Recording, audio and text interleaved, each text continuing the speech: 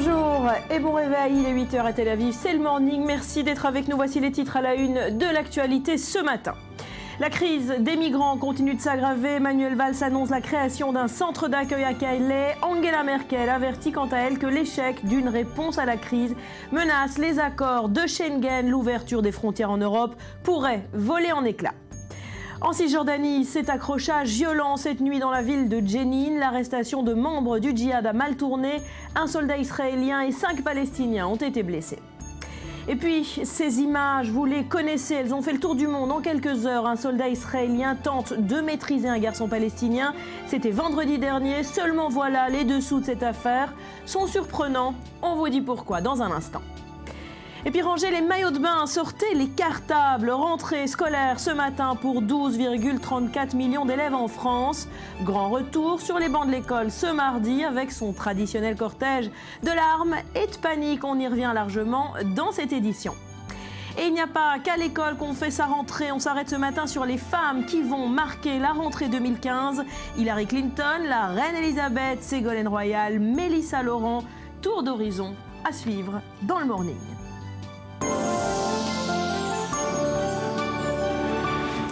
Bienvenue à tous. On démarre donc par cette mission d'arrestation cette nuit en Cisjordanie dans la ville de Jenin et qui a mal tourné, donné lieu à de lourds échanges de tirs. Bilan, plusieurs blessés, dont un policier israélien par un tir ami. On retrouve tout de suite par téléphone notre correspondant militaire Maxime Perez. Bonjour. Alors qui exactement recherchait les forces israéliennes à Jenin ?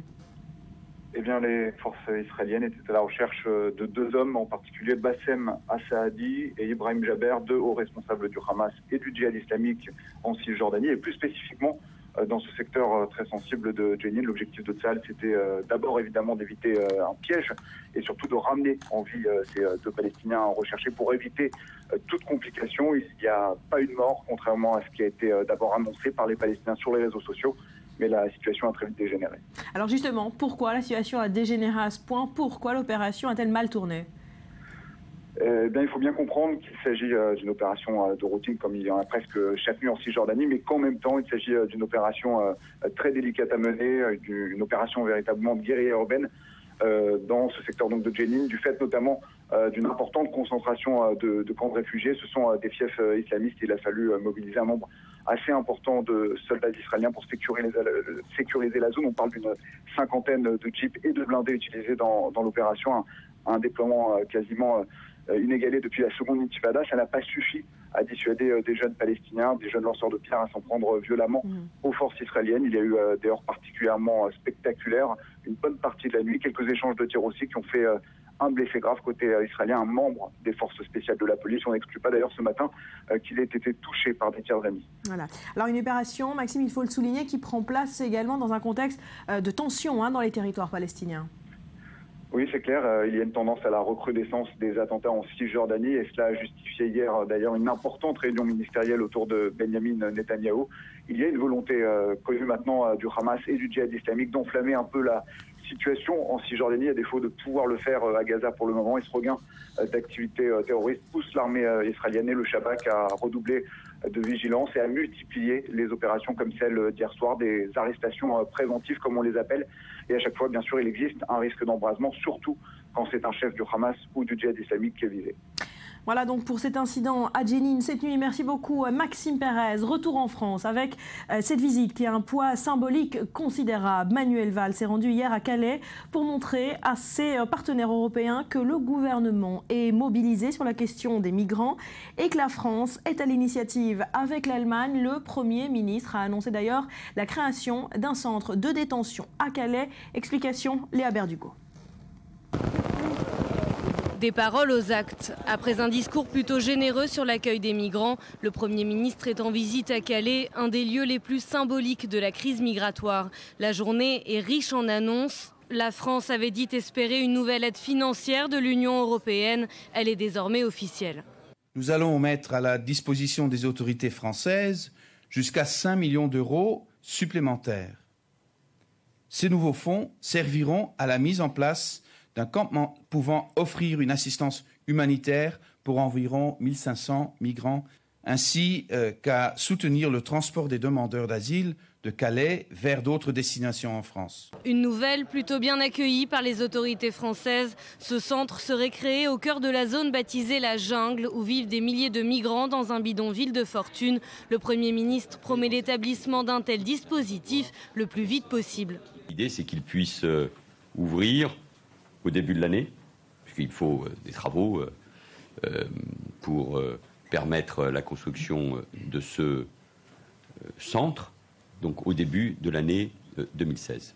Depuis quelques jours, les dirigeants européens ne cessent de s'indigner publiquement de la situation. Les ministres de l'Intérieur de l'UE se réuniront le 14 septembre pour avancer concrètement face à la crise migratoire. À Calais, 13 ans après le démantèlement de Sangatte, la peur de l'appel d'air est toujours présente chez certains. Mais pour des associations de défense des migrants, la création d'un centre ne doit être qu'un préalable en attendant la mise en place d'une structure aux normes internationales. Et au même moment, des centaines de migrants se précipitaient hier sur les trains en partance des gares de Budapest à destination de l'Allemagne, un pays sous pression puisqu'il attend cette année jusqu'à 800 000 migrants. Dans ce contexte, Angela Merkel a averti que l'échec d'une réponse à la crise menaçait les accords de Schengen. La libre circulation et l'ouverture des frontières en Europe pourraient voler en éclats. Julia Galantia. Ce train part finalement de Hongrie, rempli de migrants. Au bout du trajet, un avenir qu'ils imaginent meilleur à Vienne, Munich ou Berlin. La police hongroise avait jusqu'à présent empêché les migrants de partir car ils n'avaient pas de documents officiels. J'ai une autorisation pour partir. J'ai obtenu le papier auprès de la police. Je l'ai obtenu et maintenant je pars. Ces derniers jours, ils étaient environ 2000 migrants à avoir passé des jours entiers dans cette gare de Budapest, transformée en camp de réfugiés improvisés.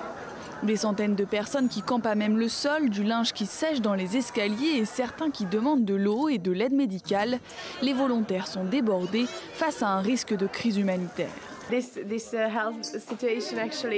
La situation sanitaire, c'est que tout le monde est enrhumé et le plus gros problème est la déshydratation. Parce qu'ils n'ont pas pu boire suffisamment sur la route. Ils ont des infections urinaires et des caillots dans les reins. Sur les routes ce lundi, des embouteillages monstres bloquent la frontière entre la Hongrie et l'Autriche. Les contrôles sont renforcés pour traquer les passeurs. La police arrête chaque camion, fourgon ou voiture dans le but de mettre la main sur ces trafiquants. Depuis le début de notre action ciblée hier soir, nous avons retrouvé près de 200 réfugiés que nous hébergeons dans nos camps et nous avons arrêté 5 passeurs. Ces passeurs utilisent différents moyens de transport. Nous avons vu ici à Nickelsdorf un cas où un passeur transportait 12 personnes, dont 3 petits-enfants dans un van normal prévu pour le transport de 7 personnes maximum. Cette année, la police de Haute-Autriche a arrêté 93 trafiquants d'hommes qui transportaient 1630 migrants. La crise fait tanguer les relations entre Européens. L'Allemagne, qui s'attend à recevoir 800 000 demandeurs d'asile en 2015, réclame une meilleure répartition des réfugiés entre les pays de l'Union européenne. Les droits civils universels ont été jusqu'à présent étroitement liés à l'Europe et à son histoire, en tant que principe fondateur de l'Union européenne. Si l'Europe échoue sur la crise des réfugiés, ce lien avec les droits civils universels sera cassé, il sera détruit. Mais cette répartition se heurte au manque de volonté de certains pays, dont la Hongrie, l'Autriche, la Slovaquie ou la Slovénie. Myriam Danan, Angela Merkel, on vient de le voir, tire la sonnette d'alarme. Pourquoi cette déclaration choc sur les accords de Schengen qui pourraient voler en éclats? Alors oui, effectivement, plus qu'une menace, plus qu'une alarme, c'est aujourd'hui une véritable menace, un véritable coup de semonce qu'a voulu aujourd'hui donner la chancelière allemande Angela Merkel à ses voisins européens. Les accords Schengen sont en danger, dit-elle, et au-delà des accords Schengen, c'est un petit peu toute l'Europe qui est en danger. Il faut rappeler que malgré la très loyale décision de Valls d'ouvrir un nouveau camp pour les migrants avec 1500 places, quand on sait que sur Calais même il en faut 3500, l'Allemagne fait face à tout à fait d'autres chiffres en ce qui concerne les migrants, avec plus de 800 000 demandes d'asile, 800 000 migrants qui sont attendus pour la seule année 2015, déjà 400 000 pour 2014, et donc une toute autre proportion que ce à quoi la France est confrontée aujourd'hui. Alors oui, Angela Merkel aujourd'hui souligne que les symboles aujourd'hui présentés par la France et ses effets d'annonce sont tout à fait louables, mais qu'ils ne suffisent certainement pas, et qu'aujourd'hui s'il n'y a pas très vite une politique politique commune, une répartition plus juste. Et surtout, si l'Europe ne fait pas face à un véritable devoir humanitaire envers ces drames quotidiens que connaissent ces centaines de milliers de migrants qui ne viennent pas uniquement pour des raisons économiques, mais en grande partie aujourd'hui parce qu'ils sont dans une détresse humaine absolument déplorable et sans aucune proportion, alors c'est l'Europe qui va perdre son arme et son lien indéfectible aux droits de l'homme. C'est le condensé de ce qu'a affirmé Angela Merkel hier. Alors justement, où en est la coopération entre la France et l'Allemagne? Manuel Valls a voulu montrer hier, en se rendant à Calais, que la France était aussi proactive que l'Allemagne. Le problème, c'est que les Allemands dénoncent effectivement simplement un effet d'annonce. La France s'occupe d'un unique problème aujourd'hui, c'est de ce qui se passe à Calais, avec une coopération tout à fait louable avec la Grande-Bretagne, mais largement insuffisante, avec, oui, bien sûr, quelques milliers de places supplémentaires, mais qui ne représentent donc pas la moitié de ce qui est nécessaire, et puis surtout un focus sur Calais, alors que le problème des migrants dépasse de très très loin le cas dramatique que connaît aujourd'hui cette ville spécifique. Nous sommes venus dire que l'Europe est là. Alors oui, les déclarations sont là, effectivement, tant celles de Valls que les photos de famille, et ces déclarations pour une politique commune de la France et de l'Allemagne, et même de toute l'Europe sur ce dossier des migrants, mais on n'y est pas encore. Alors un mot sur les solutions, pour finir. Manuel Valls a annoncé la création d'un campement. Plusieurs campements pourraient être bâtis également dans le sud de l'Europe. Est-ce que c'est ça la solution à cette crise des migrants? Alors à très court terme, oui, parce qu'il n'y a pas d'autre choix que de créer ces camps aujourd'hui pour créer des conditions un petit peu plus favorables et un petit peu plus humaines aujourd'hui, alors que ces camps n'en ont pas malheureusement. L'ONU a déjà déploré à grands cris les violations des droits humanitaires les plus basiques dans ces camps de Calais et autres camps de réfugiés qui sont aujourd'hui situés en France. Mais il ne faut surtout pas s'arrêter là parce qu'on risque d'arriver à une réalité où on crée des véritables camps de réfugiés de plusieurs dizaines de milliers de personnes en Europe et en France, et ce n'est certainement pas ce qu'il faut. Il faut une politique au long terme qui concerne tant la criminalisation des passeurs, mais également la gestion de ces crises à l'extérieur et un accueil plus régulé de ces migrants. Et là, Angela Merkel a présenté des solutions. Elle remet sur la table ce à quoi la France n'était pas si favorable. Ce sont ces quotas d'accueil pour les pays européens. Et si elle y tient tellement, eh bien c'est parce que ce modèle existe déjà en Allemagne, avec un modèle de répartition des migrants dans toutes les régions allemandes en fonction de leur population, mais également de leurs moyens économiques. Angela Merkel qui semble toutefois garder le sens des proportions et qui refuse aujourd'hui certaines propositions sur des sanctions économiques contre les pays qui rechigneraient à accueillir des migrants. On n'en est pas encore là, même si, sans aucun doute, l'Europe aujourd'hui est à l'épreuve de ses idéaux. Merci beaucoup, Mireille Dana. L'Ukraine et sa capitale, Kiev, replongent dans la violence. Le vote au Parlement d'une loi controversée accordant plus d'autonomie à la région pro-russe a déclenché hier de violentes émeutes devant ce bâtiment. Bilan, un mort, un garde national et des dizaines de blessés. Joseph Emmanuel. Rien ne va plus en Ukraine. La violence du conflit de l'Est du pays s'invite jusqu'à Kiev, qui connaissait une accalmie depuis plusieurs mois. Ce lundi, des milliers d'Ukrainiens manifestent devant leur parlement. Ils ne comptent pas se retirer malgré les gaz lacrymogènes. La tension monte quand une explosion se fait entendre. On assiste alors à de véritables scènes de chaos. Plusieurs dizaines de manifestants sont touchés. Des policiers ensanglantés peinent à se mettre à l'abri. On avance le chiffre d'une centaine de membres de la garde nationale ukrainienne atteints par l'explosion. L'objet des tensions, l'adoption d'un projet de loi controversé donnant davantage d'autonomie à l'Est séparatiste pro-russe, une région en proie à la guerre. Les manifestants se sentent trahis. Cette loi veut dire qu'on aura une frontière ouverte avec la Russie et que toutes les infrastructures du Donbass seront remises en place, alors que ce sont les Russes et les séparatistes qui les ont détruites. À l'intérieur du Parlement, la séance est houleuse. Certains députés opposés au projet tentent même de bloquer l'accès à la tribune parlementaire. D'autres font part de leur honte. Ils qualifient la loi d'anti-ukrainienne et de pro-Poutine. Mais le vote est tout de même passé, et ce, à une large majorité. Pendant 24 années d'indépendance, l'Ukraine s'est construite comme un pays corrompu et centralisé, où ses citoyens se sentent continuellement mal et dans le besoin. C'est donc une décision historique que nous prenons aujourd'hui. Une décision qui change la Constitution et décentralise les pouvoirs. Ce projet est au cœur de débats acharnés en Ukraine. Son adoption est depuis longtemps exigée par les alliés occidentaux, car l'Europe affirme que seule cette loi aura le pouvoir d'apaiser le conflit Un conflit armé ayant fait près de 7000 victimes en moins d'1 an et demi. Mais les détracteurs de cette loi s'opposent à la solution presque imposée par les Européens. Nombreux sont les Ukrainiens à voir dans cette loi une tentative de légaliser de facto le contrôle par les rebelles d'une partie de l'Est industriel du pays. Ils dénoncent l'annexion pure et simple de pans entiers de leur territoire national. Ils dénoncent également une résignation européenne face à la politique pro-russe du fait accompli. Un mot de politique américaine à présent. Alors que la campagne s'accélère, eh bien rien ne va plus pour Hillary Clinton. L'été aura été meurtrier pour l'ancienne secrétaire d'État.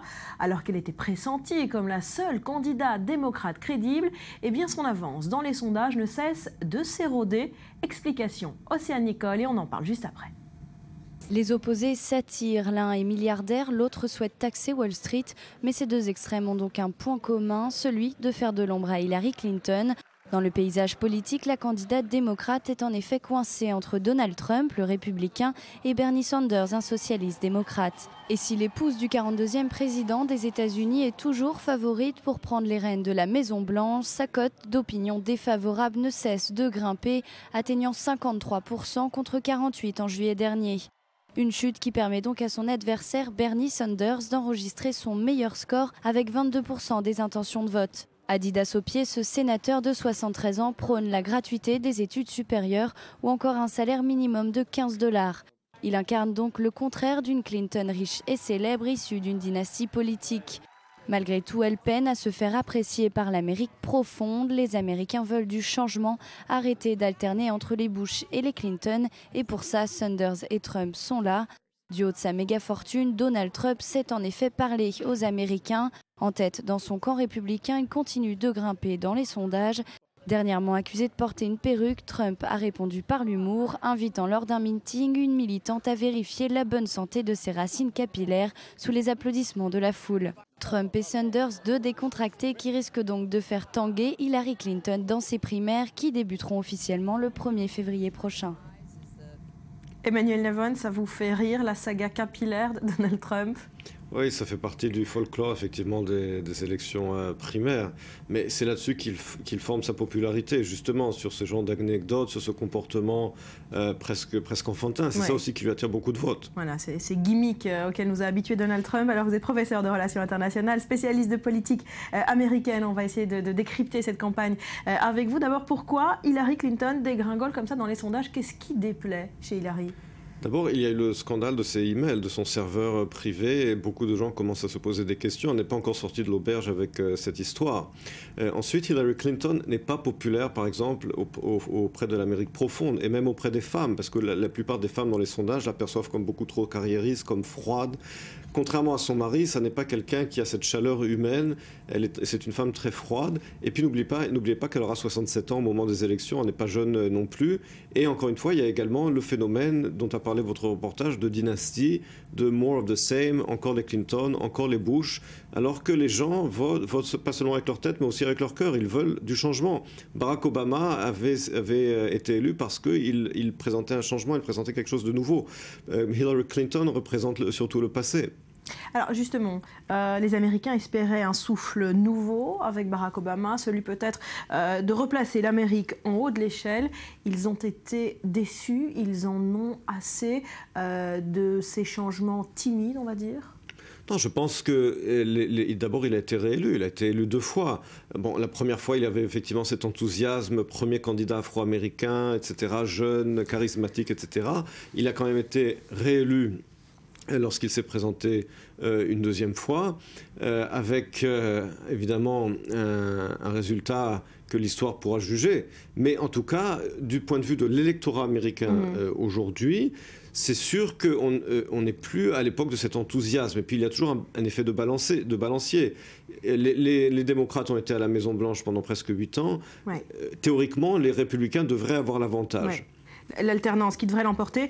C'est pour ça qu'on voit un succès populaire comme ça aux extrêmes des deux partis. On voit Donald Trump qui caracole en tête des sondages chez les Républicains, et puis Bernie Sanders dont on a parlé, qui est à l'extrême gauche du Parti démocrate, qui est un candidat plutôt simple. Il vole sur des avions de ligne, il tire sa valise derrière lui, c'est l'anti-Trump en quelque sorte. Pourquoi les extrêmes à gauche comme à droite ont le vent en poupe dans cette élection? Alors, Bernie Sanders, d'abord, est considéré comme l'extrême gauche du Parti démocrate aux États-Unis, mais en termes européens, il serait considéré centre-gauche en Europe. C'est-à-dire qu'il se définit comme un social-démocrate à la scandinave. Mais effectivement, il apporte une alternative à Hillary Clinton.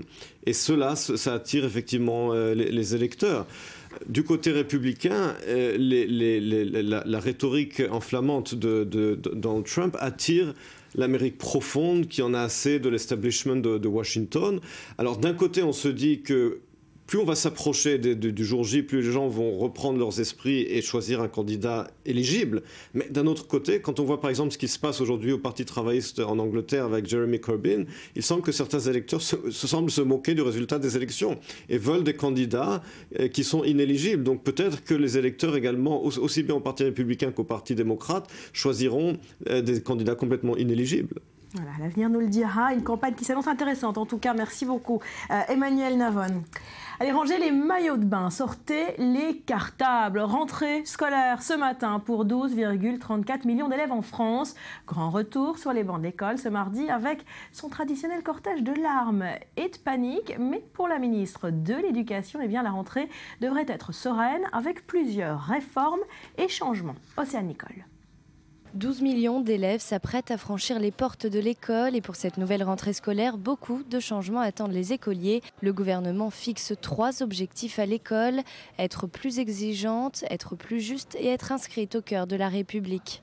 Pour l'exigence, cela passe par la petite enfance. Les tout-petits vont en effet découvrir une maternelle rénovée avec de nouveaux programmes. La maternelle se définit à présent comme une école bienveillante. Ces programmes insistent sur les fondements des pré-apprentissages, notamment pour ce qui concerne la lecture et l'écriture, mais aussi sur une pratique plus affirmée d'activité physique, d'activité artistique, et enfin sur la compréhension, la première compréhension des nombres, la découverte du monde qui entoure les enfants et de leur environnement. Pour une école plus juste, les zones d'éducation prioritaire cèdent maintenant leur place aux REP, les réseaux d'éducation prioritaire, ainsi qu'aux REP+, de manière plus renforcée.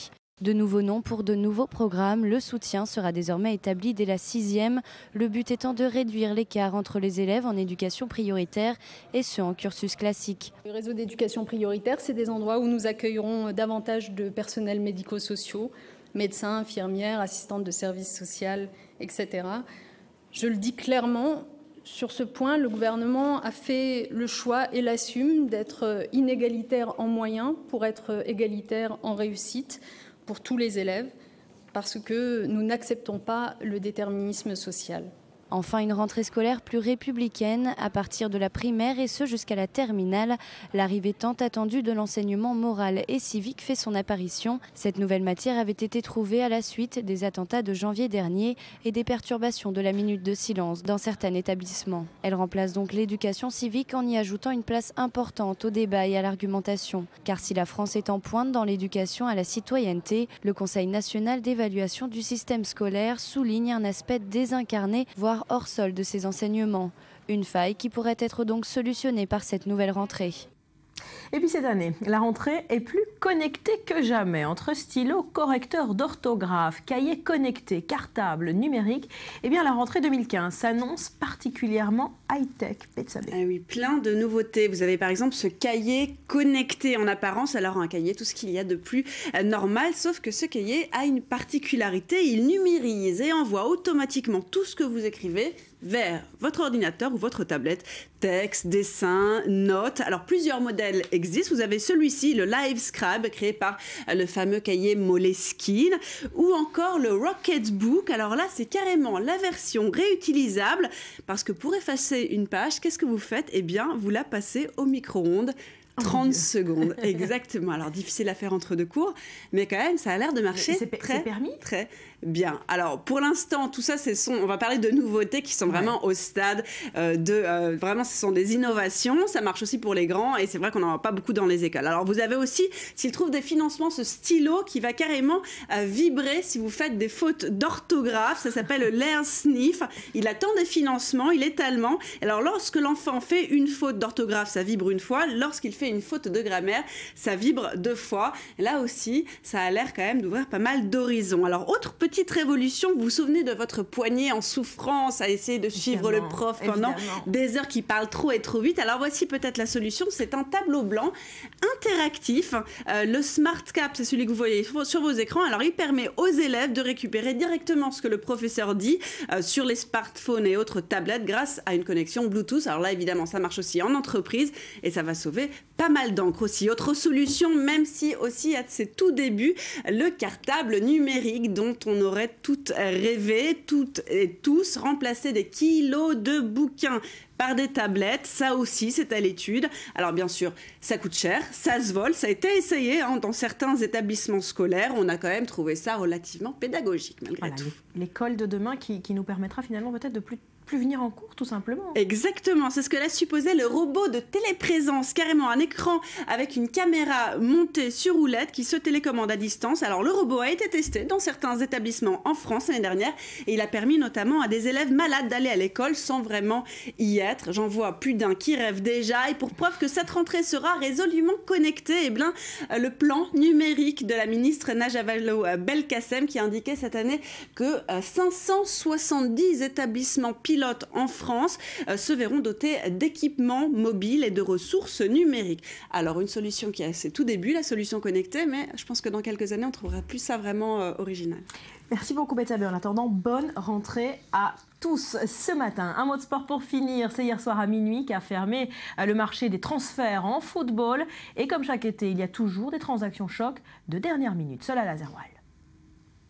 À 19 ans, le jeune prodige français intègre un des clubs les plus prestigieux au monde. Appelé à rejoindre la sélection nationale à Clairefontaine, Martial a dû partir en Angleterre pour signer avec les Diables Rouges. Montant de la transaction, autour de 80 millions d'euros, bonus compris. À quelques heures de la clôture du mercato estival, les Monégasques n'ont pas pu refuser ce transfert. Pourtant, le contrat d'Anthony Martial était prolongé jusqu'en 2019 et le vice-président de l'AS Monaco avait déclaré que l'attaquant était intransférable. Mais pour s'offrir un nouvel attaquant, Manchester United a mis les moyens. Les sommes en jeu rapprochent Anthony Martial du record français détenu par Zinedine Zidane, transféré en 2001 de la Juventus de Turin au Real Madrid pour 75 millions d'euros. En sélection nationale, Anthony Martial a sollicité auprès de Didier Deschamps l'autorisation de se rendre en Angleterre pour y signer son contrat. Fait inédit pour les transferts internationaux, la Fédération française de football a donné son accord aux joueurs. À suivre, ces images, vous les connaissez, elles ont fait le tour du monde en quelques heures. Un soldat israélien tente de maîtriser un garçon palestinien, c'était vendredi dernier. Seulement voilà, les dessous de cette affaire sont surprenants. On vous dit pourquoi après un nouveau journal avec Eleonore Veil.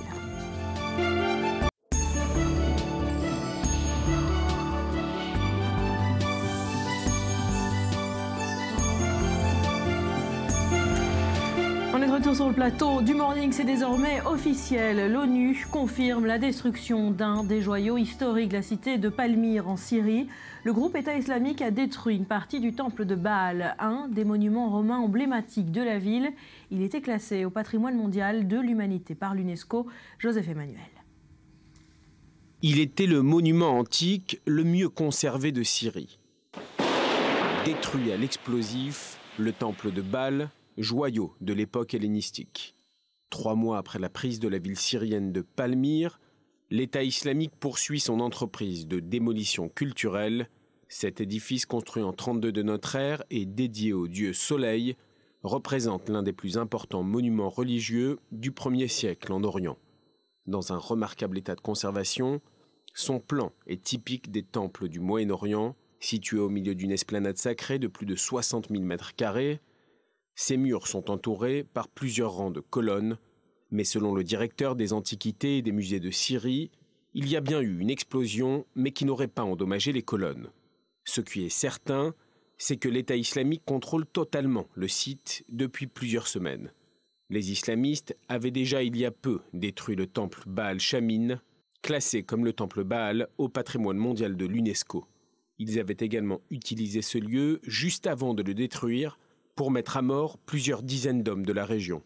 Ces images satellites confirment l'ampleur des dégâts, une destruction qui prenait place au même moment que la mise à mort par décapitation de Khaled Assad, l'ancien directeur des Antiquités de Syrie. Les djihadistes prennent le contrôle de Palmyre et de ses 70 000 habitants au mois de mai dernier. La communauté internationale se montre alors très inquiète pour ces ruines antiques, témoin d'une période essentielle qui a façonné la naissance du monde occidental. Une importance toute relative pour les djihadistes, la version rigoriste de l'islam sunnite qu'ils pratiquent proscrit formellement la visite de sites archéologiques ou historiques. Ces hommes considèrent les statues humaines ou animales comme de l'idolâtrie. Face à des mises à mort par dizaines et face à ces destructions d'un patrimoine commun à l'humanité, beaucoup s'interrogent aujourd'hui sur la faiblesse d'une coalition internationale qui peine à faire cesser ces massacres. L'État islamique a proclamé son califat il y a un peu plus d'1 an. La mouvance fonctionne depuis comme un véritable État, doté d'une administration qui s'appuie sur un budget annuel estimé à 2 milliards de dollars. 110 pays lui fournissent des combattants, des djihadistes qui circulent librement dans un immense territoire entre l'Irak et la Syrie. Situé dans la province de Homs, Palmyre constitue un carrefour routier stratégique sur la route de Damas. Et pour sauver les patrimoines de Syrie et d'Irak, parfois millénaires, des fanatiques islamistes, eh bien une équipe d'archéologues américains et britanniques appartenant aux universités d'Harvard et d'Oxford ont imaginé une opération originale en partenariat avec l'UNESCO. Maurice, de quoi s'agit-il? Écoutez, à défaut de protéger physiquement les trésors culturels menacés, des archéologues, vous l'avez dit, de Harvard et Oxford, vont inonder les régions où se trouvent ces trésors en Syrie et en Irak de milliers de caméras 3D qui sont sur le marché, assez simples d'utilisation. Elles seront automatiquement reliées via Internet à une base de données située à l'Institut pour les études d'archéologie à New York. D'ici la fin de l'année, l'UNESCO, partenaire de cette opération, aura donc enregistré environ 5 millions d'images et une vingtaine de millions d'ici 2017. L'objectif, c'est de conserver en lieu sûr des images, des objets, des sculptures, des fresques et même des temples. Imprimer ensuite en 3D, tout ce qui est menacé de destruction sera finalement la solution pour restituer ce patrimoine perdu. Conserver les images, mais reproduire ensuite en 3D également ces joyaux de l'histoire. Voilà, pour ce beau projet, il faut souligner que ce n'est pas la première fois de l'histoire qu'une opération est menée pour sauver des trésors archéologiques des mains des barbares. Oui, effectivement, Barbara, il y a eu lors de la Seconde Guerre mondiale ce qu'on a appelé les Monument Men, un groupe d'environ 350 hommes et femmes provenant de 13 pays différents et opérant sur les champs de bataille en Europe pour sauver les trésors culturels de la destruction nazie. La plupart d'entre eux étaient directeurs et conservateurs de musées, historiens d'art, artistes, architectes et enseignants. Une histoire qui a inspiré un film, Monument Men. On regarde la bande-annonce. Monsieur le Président, ce tournant décisif de la guerre est aussi le plus dangereux pour tous ces trésors qui sont le patrimoine de l'humanité. Les nazis volent des œuvres à Varsovie, Amsterdam, Paris.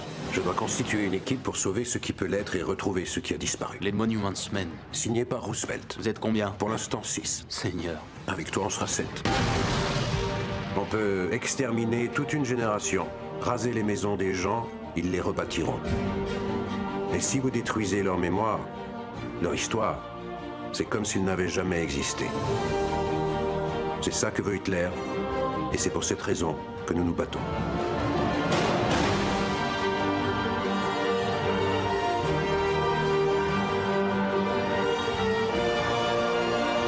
C'est un ordre signé par Hitler. Il stipule que s'il meurt ou si le Reich est vaincu, ils doivent tout détruire.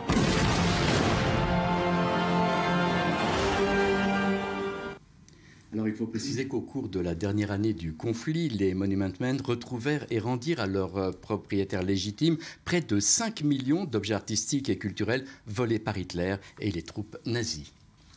Alors je vous propose à présent le témoignage de l'un d'entre eux, Bernard Tapper, qui pose une question de fond. L'art vaut-il une vie? Écoutez sa réponse. I remember having a very boozy discussion with Stuart Leonard in a Berlin apartment one night. Which is of more value, a work of art or a human life? And I was saying human being, and he was saying work of art. And that's why we had another drink, and then we had another drink. And I said, well, would you give your life to save Chartres Cathedral? And he said, sure. And then he said, and actually I had that choice to make because there were bombs placed around Chartres Cathedral that I, as a bomb disposal expert, we came into Chartres and I was the one that had to take them and dispose of them. So, he won his argument that way. Voilà, risquer sa vie pour sauver l'histoire. Voilà, risquer des vies pour sauver le patrimoine culturel de l'humanité et sa mémoire. La question reste posée. Voilà, un vrai débat. Merci beaucoup, Maurice. La pomme est la principale source de revenus des Druzes du Golan. Un quart de leur production, 20 000 tonnes, franchit chaque année une des frontières les plus étanches du monde pour inonder les marchés syriens. Mais la prise du passage de Quneitra par les rebelles syriens il y a un an exactement menace désormais l'acheminement de ces pommes par camion en Syrie. Léa Volbert et Mohamed Al-Qassem.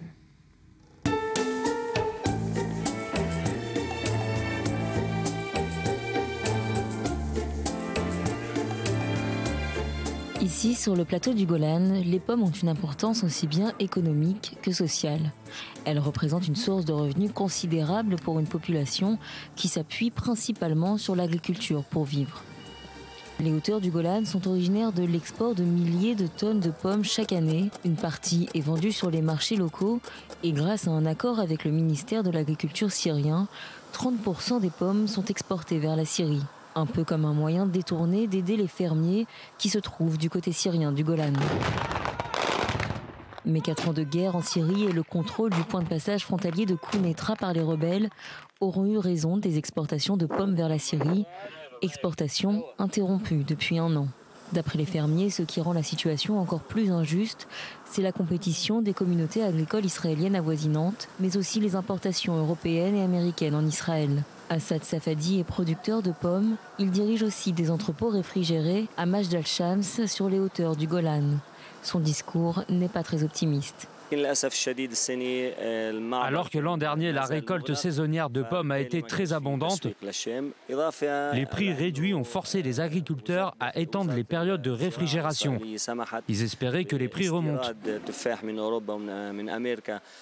Cette année, alors que la récolte des pommes devrait commencer dans quelques jours à peine, 600 tonnes provenant de la récolte de l'an dernier sont encore entreposées dans les réfrigérateurs comme celui-ci, en attendant d'être vendues. La saison de la récolte n'est plus ce qu'elle était, une saison où familles et amis se réunissaient pour faire la cueillette de leurs fruits. Pour beaucoup, la vente des pommes ne couvre même pas les coûts de production. Ce fermier est inquiet pour son verger qu'il pense en danger. Avant le nouvel an juif qui approche et l'Aïd al-Daha des musulmans, on s'attend à ce que la demande des pommes fasse augmenter les prix. Il reste encore peut-être une chance de sauver la récolte de cette année. Auparavant, la saison des récoltes était synonyme de joie et d'espoir pour les habitants du Golan. Dorénavant, à cause des difficultés économiques auxquelles les fermiers sont confrontés et de la guerre toute proche en Syrie, il ne reste aux agriculteurs du Golan que très peu d'espoir pour le futur. Et on en vient à ces images. Vous les connaissez, elles ont fait le tour du monde en quelques heures. Un soldat israélien tente de maîtriser un garçon palestinien. La scène se déroule vendredi dernier. Seulement voilà, les dessous de cette affaire sont assez surprenants. Julien, on démarre par les faits. Oui, alors donc on rappelle ce qui s'est passé. Ce sont tout d'abord des images choquantes qu'on va revoir tout de suite à l'écran. Ces images, c'est un soldat donc qui tente de maîtriser un enfant. C'est des images qui sont très difficilement supportables à voir, d'autant que l'enfant a le bras cassé. Le soldat est armé, donc il y a un déséquilibre des forces qui est évidemment frappant. Il y a des cris, des hurlements. D'un point de vue humanitaire, c'est insoutenable. Il y a une souffrance qui est réelle. Et d'un point de vue de l'image, pour Israël, c'est un désastre clair. Et puis, comme souvent, dans ces cas-là, il y a deux versions qui s'affrontent. Oui, bien sûr. Alors, l'armée affirme que l'enfant jetait des pierres sur les soldats et que l'ordre a donc été donné de le maîtriser. Je vous rappelle que l'armée a pour consigne de disperser les lanceurs de pierres et, si besoin, de les arrêter par des moyens non létaux de démonstration. Apparemment, ces moyens de dispersion, on voit dans ces images, ils lancent des bombes lacrymogènes. Ces moyens n'ont pas été efficaces. Et si on regarde la vidéo mise en ligne par les pro-palestiniens, qu'on voit à l'écran actuellement, il y a bien des jets de pierres. Il faut comprendre que si l'armée agit de cette manière, c'est parce que les pierres tuent, il faut le rappeler. Récemment, un enfant de 18 mois est mort par des jets de pierres. La famille palestinienne, de son côté, elle affirme que l'enfant était en train de jouer, qu'il avait la main cassée et que le soldat s'est comporté de manière violente. Et regardez ces images, en effet, l'enfant souffre. Sous ces images, il a le bras cassé, il est réellement en train de souffrir lorsque le soldat s'en prend lui. La famille dit on aurait pu tuer ce soldat si on le voulait, et c'est vrai que si on regarde les images, le soldat est seul avec plein de Palestiniens sur lui. Nous sommes pacifistes. En réalité, il est vrai que la famille s'est comportée de manière relativement pacifiste parce que le soldat n'a été que blessé légèrement, mais en réalité aussi, ils étaient filmés, ils sont activistes, on va y revenir, et ils sont habitués à ce genre de situation. Et les parents du soldat affirment au contraire que le soldat s'est comporté avec retenue, et c'est vrai qu'il n'y a eu aucun coup de feu qui a été tiré.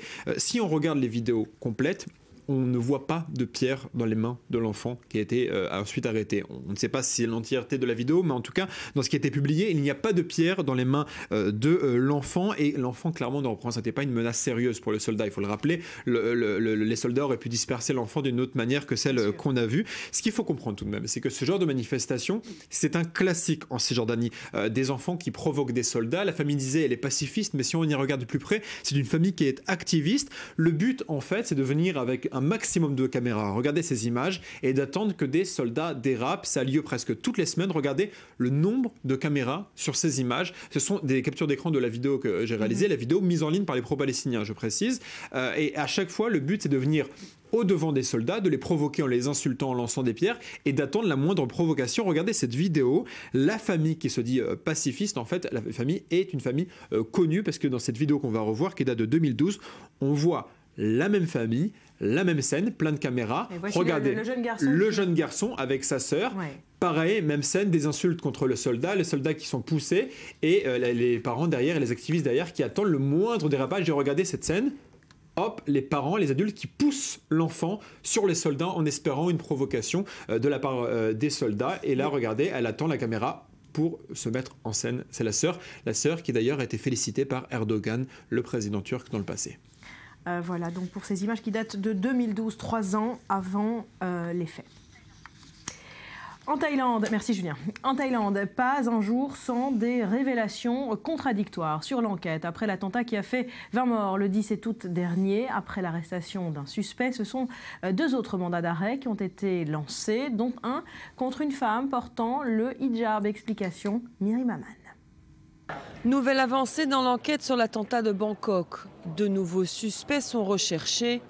Il s'agit d'une Thaïlandaise portant un hijab et d'un étranger dont la police ne connaît pas l'identité.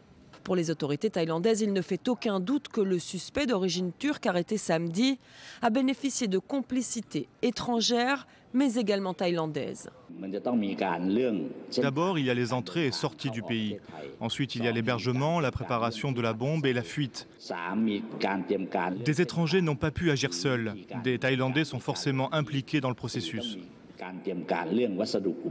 Dimanche, lors d'une descente à l'appartement de la jeune femme recherchée, les policiers ont découvert des matériaux servant à la fabrication d'une bombe.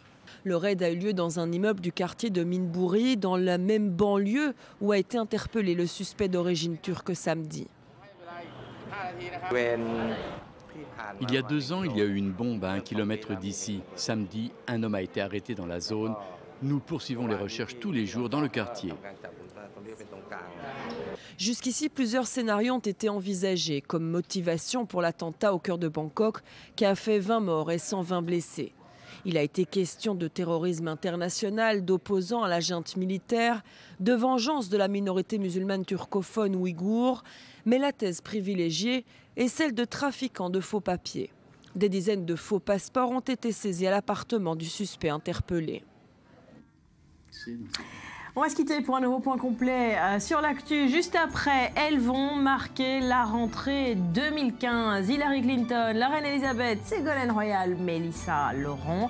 Tour d'horizon des femmes qui seront sur le devant des scènes politiques, culturelles et médiatiques dans les mois à venir. Ce sera donc juste après un nouveau journal qui vous est présenté ce matin par Éléonore Veil. Restez avec nous, ce sera dans 2 petites minutes.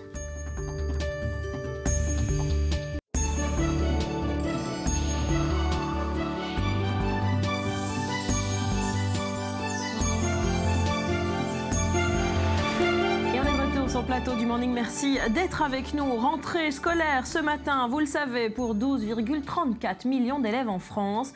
Grand retour sur les bancs de l'école ce mardi, avec son traditionnel cortège de larmes et de panique.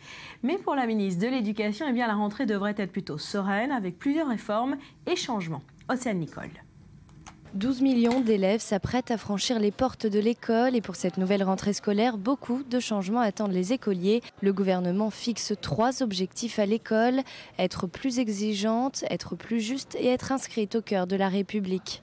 Pour l'exigence, cela passe par la petite enfance. Les tout-petits vont en effet découvrir une maternelle rénovée avec de nouveaux programmes. La maternelle se définit à présent comme une école bienveillante. Ces programmes insistent sur les fondements des pré-apprentissages, notamment pour ce qui concerne la lecture et l'écriture, mais aussi sur une pratique plus affirmée d'activité physique, d'activité artistique, et enfin sur la compréhension, la première compréhension des nombres, la découverte du monde qui entoure les enfants et de leur environnement. Pour une école plus juste, les zones d'éducation prioritaire cèdent maintenant leur place aux REP, les réseaux d'éducation prioritaire, ainsi qu'aux REP+, de manière plus renforcée.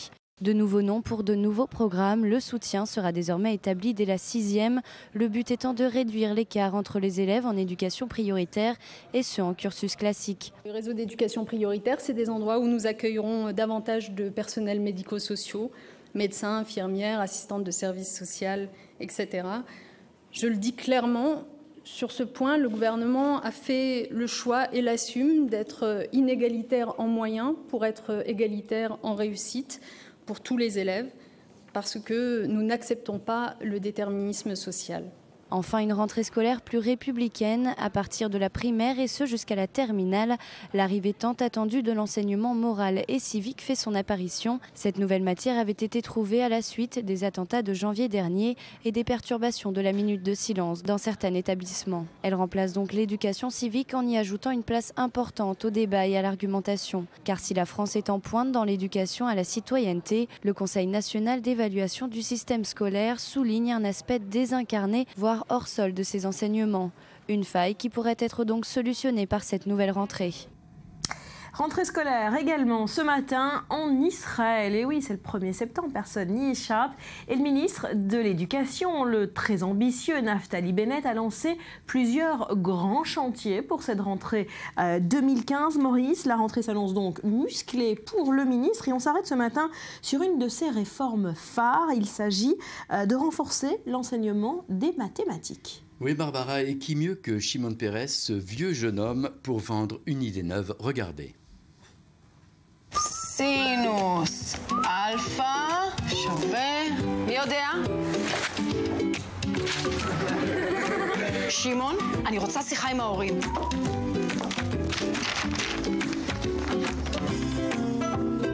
אולי בכל זאת יצא ממך משהו.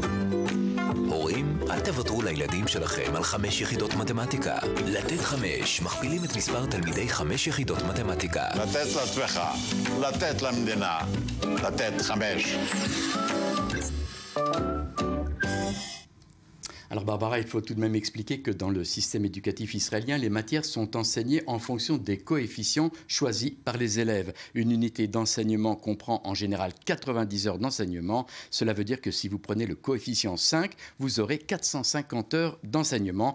Pour leur inscription en premier cycle universitaire, les élèves ne sont pas admis uniquement sur le résultat global au bac, mais également en fonction du niveau du coefficient choisi. Alors pourquoi mettre l'accent cette année justement sur les mathématiques et pas les autres matières? Eh bien tout simplement parce que le ministre de l'Éducation, qui est aussi, ne l'oublions pas, un homme de high-tech, trouve que le pays ne forme pas assez d'ingénieurs. On l'écoute. לימודי המתמטיקה והמדעים הוא איום אסטרטגי על מדינת ישראל. חסרים לנו אלפי מהנדסים. מה שקרה באמריקה, הלכו להודו ולסין. אנחנו לא רוצים ללכת להודו ולסין להביא לפה מהנדסים. אנחנו יכולים מבפנים וממגזרים שעוד לא הגענו אליהם. ולאיום אסטרטגי יש צורך בתוכנית לאומית. Voilà, alors il faut signaler qu'au cours de la dernière décennie, 13 000 élèves étaient inscrits en option maths coefficient 5. Aujourd'hui, ils ne sont plus que 8 500, d'où le lancement d'un programme national d'enseignement. Objectif à court terme, doubler le nombre d'inscrits en coefficient 5 pour passer à 18 000 et multiplier ce nombre par 5 dans les prochaines années. Bien sûr, il faudra pour cela des moyens. Alors, dès cette année, 15 000 heures supplémentaires d'enseignement de maths seront ajoutées et dans les 4 ans, le nombre de profs de maths enseignant en coefficient 5 sera doublé pour passer de 1000 à 2000. Voilà, un projet ambitieux, louable, et il a quand même suscité des critiques. Pour la plupart positives, il devrait donner une chance supplémentaire aux élèves de la périphérie, selon le ministre. Par contre, le ton nationaliste adopté par Naftali Bennett gêne certains professeurs qui ont aussi une crainte que cela se fasse au détriment des sciences humaines. Merci beaucoup, Maurice. Allez tous à vos mathématiques. Et on reste en Israël pour cette rentrée scolaire où l'une des priorités est de lutter contre la discrimination à l'école. Exemple raté dans une école pour jeunes filles orthodoxes. Explication Elsa Mimoun. Écoliers, recherche, établissement scolaire. La rentrée à peine entamée en Israël, des élèves de l'école Beth Yaakov, école talmudique de Jérusalem, ont eu la mauvaise surprise de découvrir qu'ils n'étaient pas acceptés dans l'établissement. Non pas pour faute de place ou de mauvaises notes, mais à cause de leur patronyme. Les parents de ce groupe de 21 jeunes filles avancent que leurs enfants ont été refusés en raison de leurs origines séfarades, juifs d'Afrique du Nord, alors que la plupart des élèves de cet établissement sont ashkénazes, juifs d'Occident. Des propos réfutés par l'établissement qui prétend avoir réduit le nombre d'enfants par classe cette année. De son côté, le ministère de l'Éducation nationale soutient la version des parents. Le ministère de l'Éducation tente en ce moment de régler ces problèmes. Nous considérons très grave toute discrimination et le refus d'inscrire certains élèves pour cette rentrée. Le ministère va tout faire pour que ces élèves effectuent leur rentrée aussi vite que possible. Un cas qui n'est pas sans précédent et qui s'étend au-delà de Jérusalem à d'autres localités orthodoxes comme Nebrak ou l'implantation d'Emmanuel en Cisjordanie où l'école a carrément été divisée en deux parties, une pour les Ashkénazes, une autre pour les Séfarades. Il y a un effet destructeur énorme si aujourd'hui on doit encore avoir affaire à cela. C'est le nom de Dieu qui est profané dans cette affaire. Nous risquons d'arriver à une nouvelle affaire Emmanuel. Et je vous le dis, tout le public laïque va nous tomber dessus et nous ne voulons pas être mêlés à cela. Au cours des dernières années, de nombreux établissements d'enseignement ashkénazes ont limité la présence d'étudiants séfarades à un quota de 30% au sein de leur institution. Une situation qui n'est pas sans rappeler ce vieux débat social qui persiste dans toute la société israélienne entre les séfarades, qui restent une communauté socialement discriminée et dépréciée, face aux ashkénazes qui demeurent assimilés aux élites du pouvoir politico-médiatique et aux couches sociales les plus privilégiées. Voilà donc pour cette rentrée scolaire 2015. Mais il n'y a pas que les enfants qui font leur rentrée. Les femmes aussi, elles vont marquer la rentrée 2015. Hillary Clinton, la reine Elisabeth, Ségolène Royal, Mélissa Laurent. Tour d'horizon avec vous, Betsabé, de celles qui vont marquer les scènes médiatiques, politiques, sportives. On va commencer par la politique avec la COP21 oblige. Eh bien, attendez-vous à voir le visage justement de Ségolène Royal, la ministre de l'écologie, du développement durable et de l'énergie sera sans doute au centre de toutes les attentions. Ce sera surtout en décembre lorsqu'il y aura la conférence à Paris. Pouvoir encore, mais version plus monarchique. La reine Elisabeth II. Pourquoi ? Parce que le 9 septembre, elle battra le record de longévité sur le trône, détenu jusque-là par la reine Victoria. Là aussi, certainement au Royaume-Uni, ça va pas mal parler. Pouvoir toujours, mais en version plus sex appeal. On a pensé à vous, Barbara, avec Kim Kardashian, la femme de Kanye West, qui est déjà suivie par plusieurs millions d'internautes. On le sait, alors pourrait bien devenir une hypothétique future première dame des États-Unis. En effet, comme vous pouvez le voir, son mari se porte candidat à la Maison-Blanche.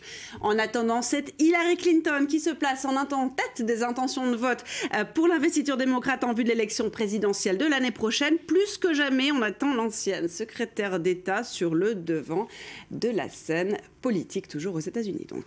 Un mot des femmes qui vont marquer la scène culturelle? Alors, au cœur des médias, ce sera Delphine Ernotte en France, l'ex-directrice générale d'Orange France. Donc, le Conseil supérieur de l'audiovisuel, le CSA, a décidé, on rappelle en avril dernier, qu'à 48 ans, elle prendrait la présidence du mastodonte France Télévisions. Cinéma, Mélanie Laurent, le 23 septembre prochain, elle partagera avec Laurent Lafitte l'affiche de Boomerang, le film de François Favra. On en parlera certainement avec Laetitia, puis on la retrouvera sur grand écran en décembre dans le film Vue sur mer d'Angelina. Je n'arrive jamais après 2 ans de... Pas facile. Angelina Jolie, voilà. Angelina Jolie, et pour preuve que sa rentrée est chargée, sortira aussi un documentaire, toujours avec Mélanie Laurent, qui s'appelle Demain. Alors, question bouquin aussi, culture, on a le choix avec une rentrée littéraire extrêmement féminine. Et du coup, eh bien, j'ai choisi la junior de cette rentrée littéraire, Salomonica de Winter. Elle a 18 ans, elle est néerlandaise, elle a grandi aux États-Unis et elle signe son premier ouvrage, donc Je m'appelle Blue, c'est aux éditions Liana Lévy. Enfin, dans le monde du sport, pas de doute, c'est Serena Williams qui est en tête de podium avec un possible méga grand chelem si elle remportait l'US Open cette année. Et c'est la grande favorite, elle sera la 4e joueuse de l'histoire à avoir remporté les 4 tournois majeurs la même année. La première depuis l'Allemande Steffi Graf, c'était en 88. Et puis ex aequo avec Williams, j'ai mis quand même Amélie Mauresmo, ex numéro 1 mondial de tennis, qui vient d'accoucher il y a une quinzaine de jours. Amélie qui sera sans doute épiée en tant que jeune maman, qui a déjà eu pas mal de succès avec le pied de son petit garçon Aaron, qu'elle a posté sur Twitter.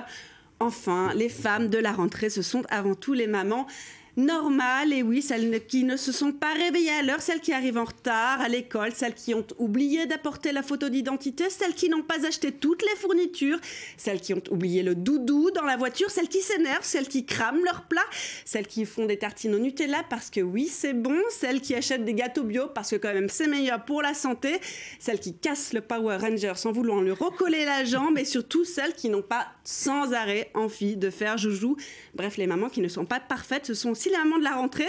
Sentiment pas mal interprété par Florence Foresti. On la regarde quelques secondes. Quand je vais au parc, justement, pour enfants, avec ma fille au square, eh bien, je vois de plus en plus de papas. C'est bien, félicitations, messieurs. Bravo. Vous avez vu, on se fait chier, hein. C'est pareil, je veux dire, on n'a pas un gène du parc qui fait qu'on trouverait ça génial, les tourniquets. Non, on s'en fout. On n'a pas de gène du parc, tout comme on n'a pas du gène, des courses ou du linge, hein, je voulais vous dire. Ah non, parce que souvent ça vous arrange, messieurs, vous dites ouais, mais vous savez faire, c'est naturel chez vous. Non, non, c'est juste que vous, messieurs, vous avez le gène du j'ai pas envie de faire ce truc, ça me fait chier. Hein, et nous, les femmes, on a le gène du oui, eh ben il y a bien quelqu'un qu'il faut qu'il le fasse. Voilà, c'est ça, les femmes de la rentrée 2015. En tout cas, pour nous, on se sent concernés. Voilà, alors bonne rentrée à toutes les mamans. Voilà, bonne rentrée à toutes les mamans. Merci beaucoup, Betsabe. Allez, un peu de musique pour poursuivre. Garden City Movement, c'est le nom d'un trio électro qui a été choisi par le célèbre groupe Algi pour faire la première partie de leur concert reportage signé par les équipes du Culture Mag.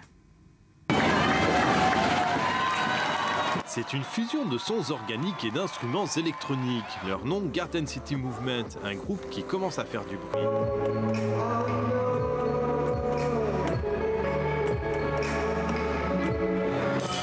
Cette semaine, ce sont plus de 10 000 personnes qui se sont pressées pour assister aux 2 concerts du groupe Algi. En première partie, les 3 Tel Aviviens de Garden City Movement.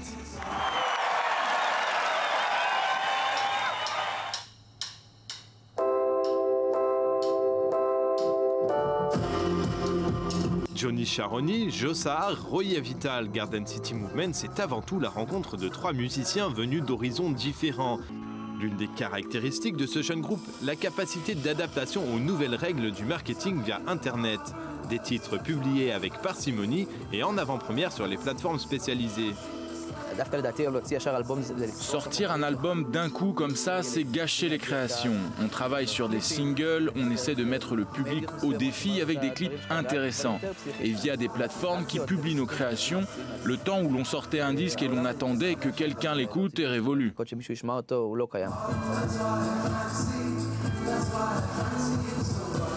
signe de la montée en puissance du trio électro. Leur dernier opus, Modern West, est copublié chez le très réputé label britannique de Vinyl Factory. Après des grands noms comme Massive Attack, Brian Ferry, les Pet Shop Boys ou encore David Lynch, Vinyl Factory ont choisi les Tel Aviviens de Garden City Movement. Vinyl Factory, c'est plutôt une boîte artisanale qui produit des vinyles en édition extrêmement limitée d'artistes relativement importants. DXX, Roisin Murphy, à côté d'eux, on est minuscule, pour l'instant. Le Glastonbury british, le Primavera catalan, le Pukkelpop belge. Après une tournée estivale de quelques-uns des festivals qui comptent, Garden City Movement est en passe de rentrer dans la cour des grands.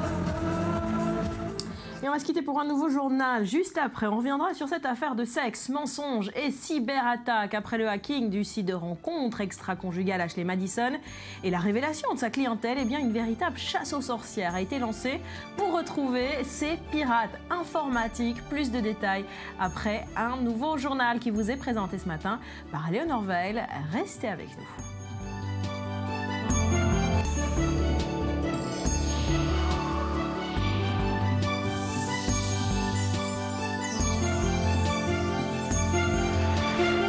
On est de retour sur le plateau du Morning. Merci d'être avec nous. C'est une première depuis l'affaire du Mavi Marmara et le gel des relations israélo-turques. Une délégation officielle turque est en ce moment en Israël. Il s'agit d'une délégation économique chargée de mettre en place un projet de zone industrielle dans les territoires palestiniens. Et c'est bien avec le gouvernement israélien que les discussions ont lieu. C'était le cas hier. Reportage sur place, Maxime Perez. C'est un pas de plus vers la normalisation. Une délégation turque était de passage à Tel Aviv ce lundi. Des hommes d'affaires venus relancer la coopération économique avant peut-être le rétablissement officiel des relations diplomatiques avec Ankara, 5 ans après l'épisode du Mavi Marmara. La Turquie est un véritable ami d'Israël. Je l'ai toujours cru et j'ai agi en conséquence. Je suis heureux aujourd'hui que cette délégation soit ici pour ouvrir un nouveau canal économique qui contribuera à améliorer l'atmosphère avec nos voisins palestiniens et qui ouvrira une nouvelle voie entre nous et la Turquie.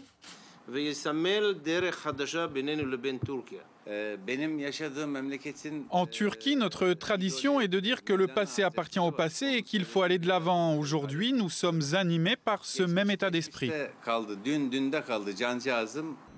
Une délégation venue également promouvoir le développement d'une zone industrielle dans la ville palestinienne de Jenin. Un projet vecteur de croissance pour la Cisjordanie, pour lequel la Turquie se serait engagée à investir 100 millions de dollars. Ankara cherche donc à soigner son retour au premier plan dans la région, au moment où des émissaires turcs seraient impliqués dans des négociations indirectes entre Israël et le Hamas.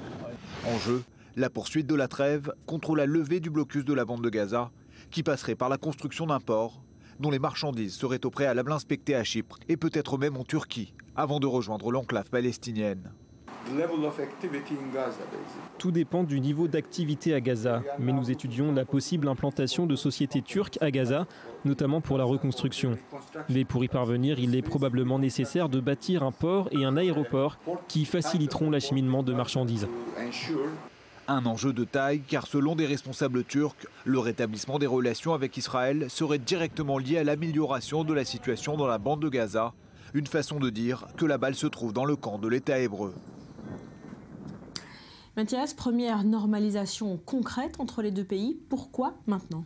Tout simplement parce qu'il y a aussi un membre à la tête de ce ministre de la coopération et du développement de la coopération régionale qui est Ayoub Kara. Il est vice-ministre, mais au titre vice-ministre israélien, au titre de ministre. Et il siège, c'est très important de le souligner, dans le bureau du Premier ministre. Et donc, en relation directe avec Benyamin Netanyahou, les deux personnes s'apprécient, discutent beaucoup.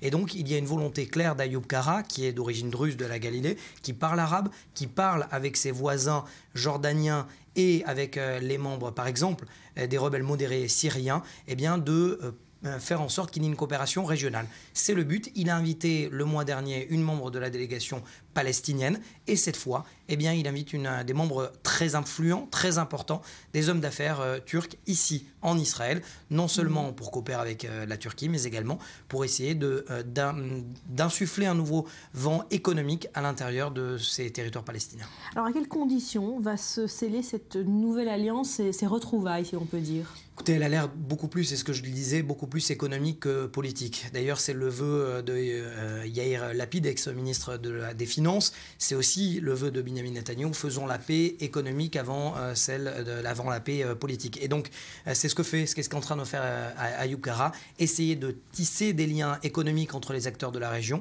pour essayer ensuite de surpasser les clivages. Voilà, il faut le rappeler, cette restauration des liens entre les deux pays a une importance stratégique, tant pour Israël que pour la Turquie.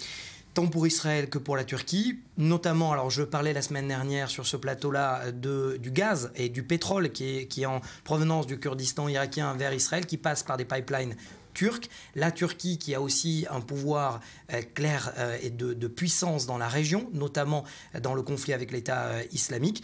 Et la Turquie et Israël sont deux acteurs importants économiques du Proche-Orient, deux acteurs stable, avec des économies, certes l'économie turque étant contrebas, étant de manière sinusoïdale parce qu'il y a une crise politique, mais en tout cas c'est un acteur jusqu'à présent stable, et donc Israël, et autant que faire se peut, tend la main à l'autre côté, essayons de voir en tout cas si cette main économique sera suivie d'une main politique du côté de Recep Tayyip Erdogan. Merci beaucoup Mathias Inbar.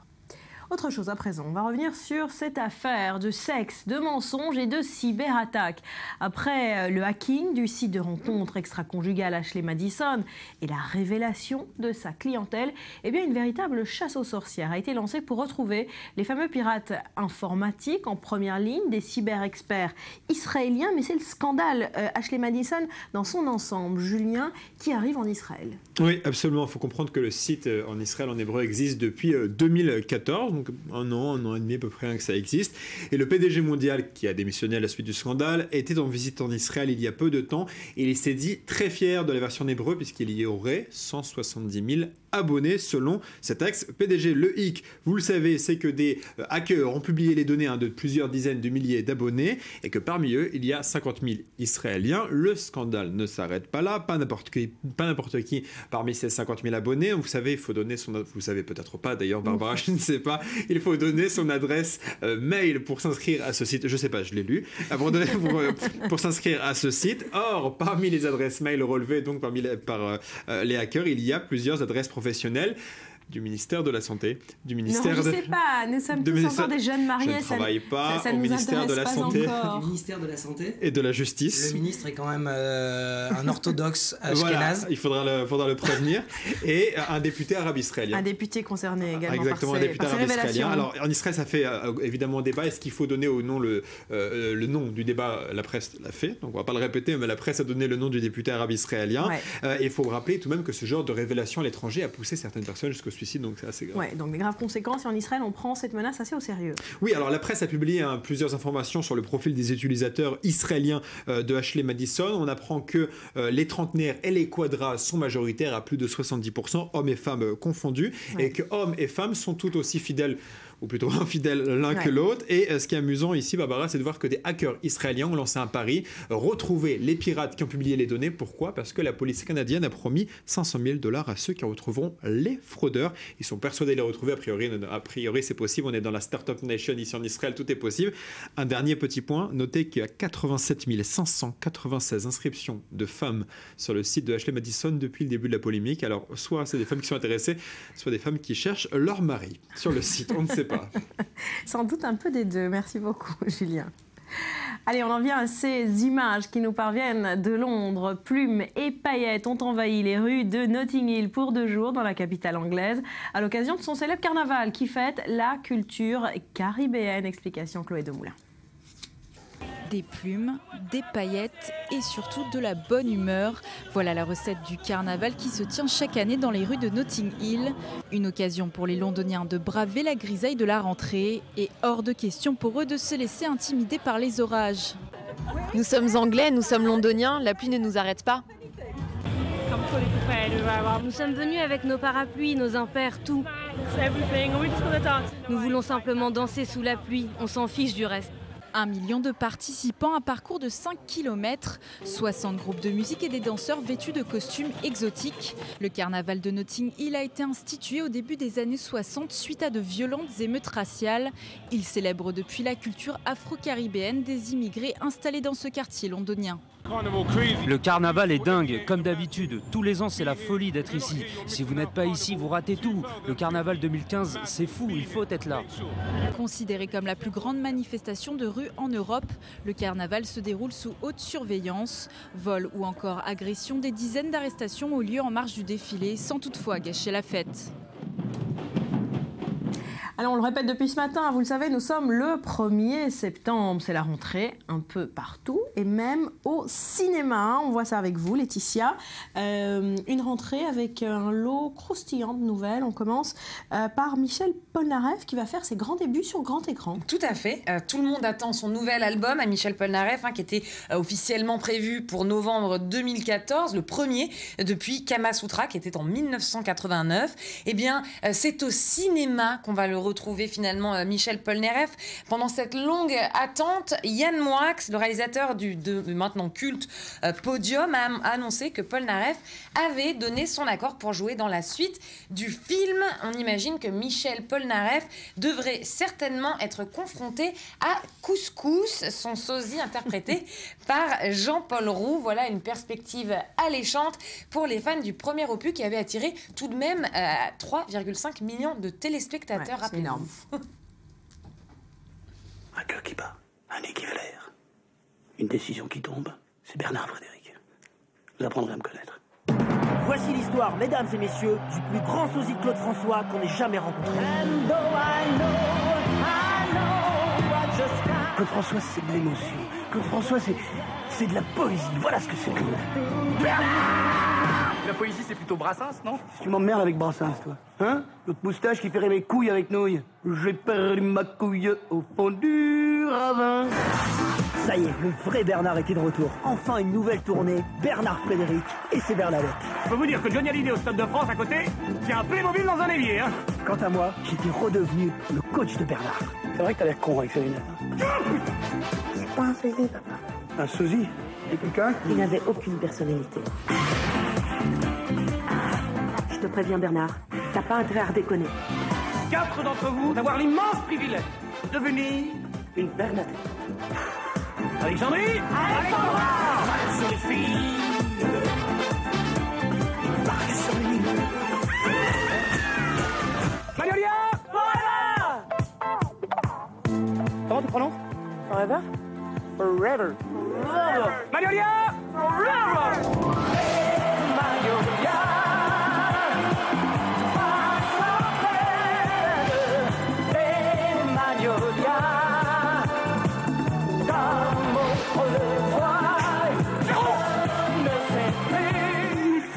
Qu'est-ce que vous regardez? J'ai une queue de dragon au cul? Non! Alors retour assiette!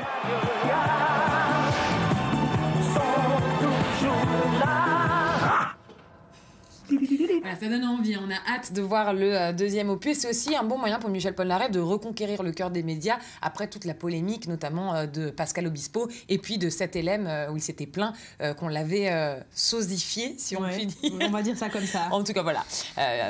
On continue avec plusieurs autres nouvelles ciné ce mardi, du côté de chez Woody Allen aussi, des rebondissements. Tout à fait. Quel rebondissement! Bruce Willis a quitté le tournage qui a commencé il y a un peu plus d'une semaine. Tout à fait, apparemment un problème d'emploi du temps. Il préférerait se concentrer sur le travail d'une pièce qu'il va faire à Broadway. Alors le film de Woody Allen n'a pas encore de titre comme d'habitude, et on ne connaît toujours pas l'intrigue. En revanche, le réalisateur de 76 ans a déjà trouvé un remplaçant en la personne de Steve Carell. Steve Carell qui est ce comique américain. Pour ceux qui ne le connaissent pas, nous on l'adore.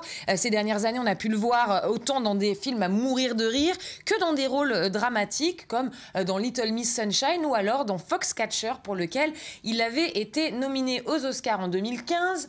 Il rejoint donc un casting composé déjà de Blake Lively, ne criez pas, de la jeune femme de Gossip Girl. Ils vont tout retourner? Non, le tournage a commencé il y a une semaine et demie, donc on s'attend à ce que en fait Steve Carell n'ait même pas encore commencé à tourner et que Bruce Willis n'avait pas encore commencé ses jours Bruce Willis dans un Woody Allen. C'est vrai que ça aurait été pas mal pour reprendre un peu du souffle dans sa carrière. On retrouve donc dans ce film Blake Lively, Jesse Eisenberg, Kristen Stewart ou encore Jenny Berlin. Le film sortira en 2016, permettant à Woody Allen de maintenir sa tradition d'une sortie par an.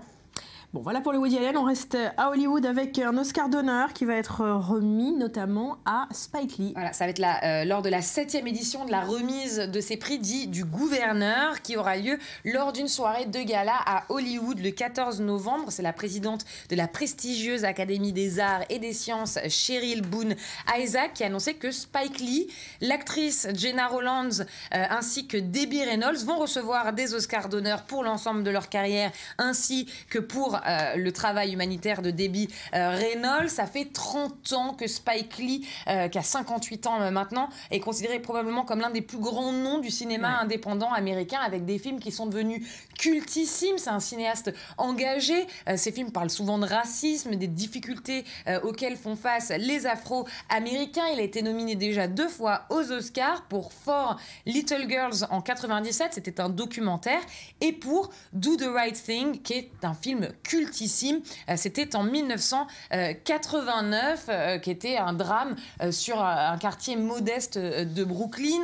Elle, la mythique Gena Rowlands, 85 ans, est surtout connue pour sa collaboration avec son mari, aujourd'hui décédé, le légendaire metteur en scène John Cassavetes. Quant à Debbie Reynolds, elle est la petite fille qu'on a pu suivre dans Chantons sous la pluie. Évidemment, Singing in the Rain. Exactement, et elle est aussi, notamment, la maman de la princesse Leia de Star Wars, Carrie Fisher. Voilà donc pour ces nouvelles sur la planète cinéma. Merci beaucoup. On se retrouve demain avec grand plaisir, les amis. Merci à vous d'avoir suivi le morning. On le répète, bonne rentrée à tous que cela concerne. Bon 1er septembre à tous.